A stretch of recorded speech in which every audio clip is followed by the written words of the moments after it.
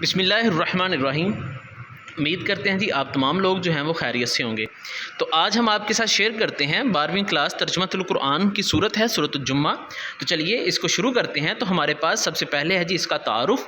تو اس کے تعارف میں کیا بیان ہوا ہے، چلیے اس کو دیکھتے ہیں۔ تو سورۃ جمعہ قرآن مجید کی 62ویں صورت ہے۔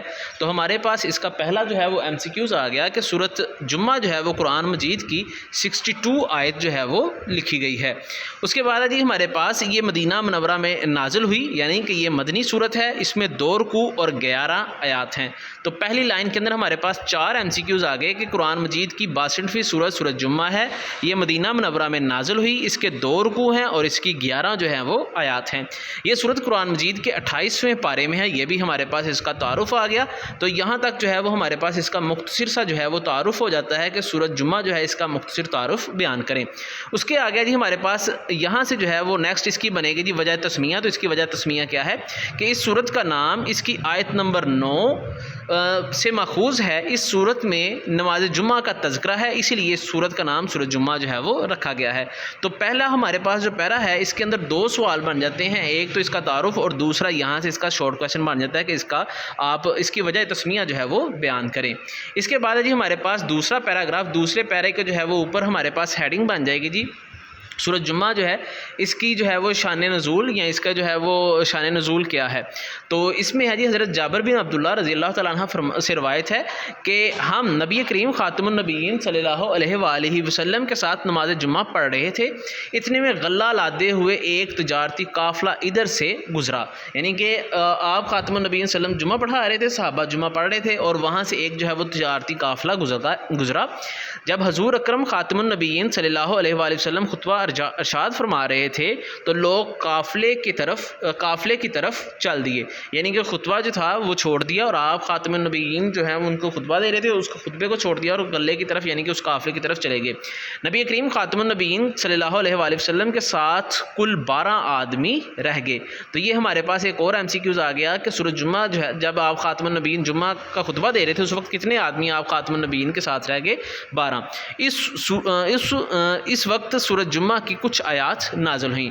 تو یہ ہمارے پاس اس کا شان نزول آ گیا۔ نیکسٹ ہم دیکھتے ہیں جی اس کا جو ہے وہ مرکزی موضوع کیا ہے۔ تو اس کے مرکزی موضوع میں ہے ہمارے پاس کہ سورۃ جمعہ کا مرکزی موضوع نبی کریم خاتم النبیین صلی اللہ علیہ وآلہ وسلم کی بعثت کے مقاصد کا بیان، یہودیوں کے رویے کی مذمت اور امت مسلمہ کے عظیم اجتماع جمعۃ المبارک کے متعلق احکام ہیں۔ تو یہ ہمارے پاس جو ہے سورۃ جمعہ کا مرکزی موضوع جو ہے وہ بیان ہو گیا۔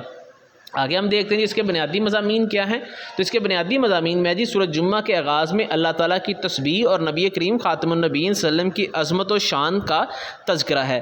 تو یہی ہمارے پاس جو ہے اس پہلے جو ہے وہ پیرے کی ہیڈنگ بھی ہوگی اور یہی جو ہے وہ ہم اس کے اندر جو ہے وہ اس کو بیان کریں گے۔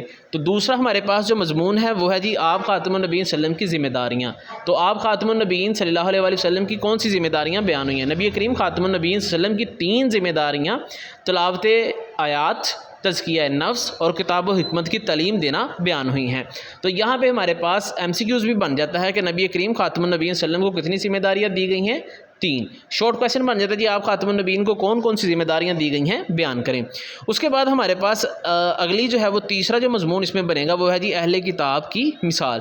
اہل کتاب کو ایک مثال کے ذریعے نصیحت کی گئی ہے کہ ہجرت مدینہ کے بعد وہ اہل کتاب جو وحی سے آشنا تھے ان کو نبی کریم خاتم النبیین صلی اللہ علیہ وسلم کی دعوت اسلام میں دست و بازو بننا چاہیے تھا، یعنی کہ جب ان کو تبلیغ کی گئی تو آپ خاتم النبیین صلی اللہ علیہ وسلم کے ساتھ تھے، لیکن معاون بننے کی بجائے وہ دشمن بن بیٹھے اور انہوں نے اس سے کوئی فائدہ اور ہدایت حاصل نہ کی۔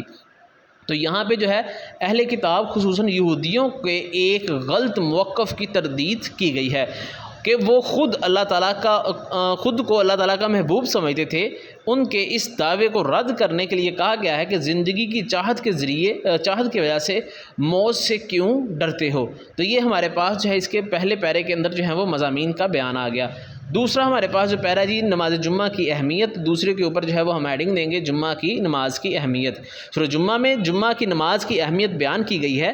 جمعہ کی نماز کے لیے جب اذان کہی جائے تو جلدی نماز کے لیے جانیں تو تمام تجارتی امور کو چھوڑ دینے اور خطبہ توجہ سے سننے کا حکم دیا گیا ہے۔ تو یہ ہمارے پاس جمعہ کے آداب بھی جو ہیں وہ اس شارٹ کویسچن بنے تھے کہ جمعہ کے آداب کون سے سورۃ جمعہ میں بیان ہوئے ہیں۔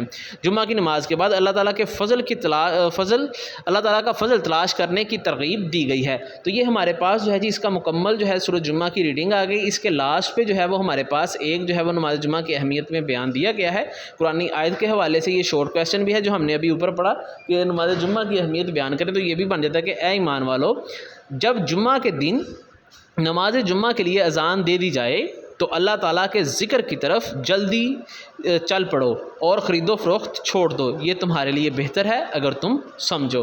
تو یہ ہمارے پاس سورۃ جمعہ جو ہے اس کی مکمل ریڈنگ ہوگی۔ اس کی ایکسرسائز جو ہے وہ آپ کو نیچے ڈسکرپشن میں لنک مل جائے گا جس میں اس کی مکمل جو ہے وہ ایکسرسائز حل کر دی گئی ہے۔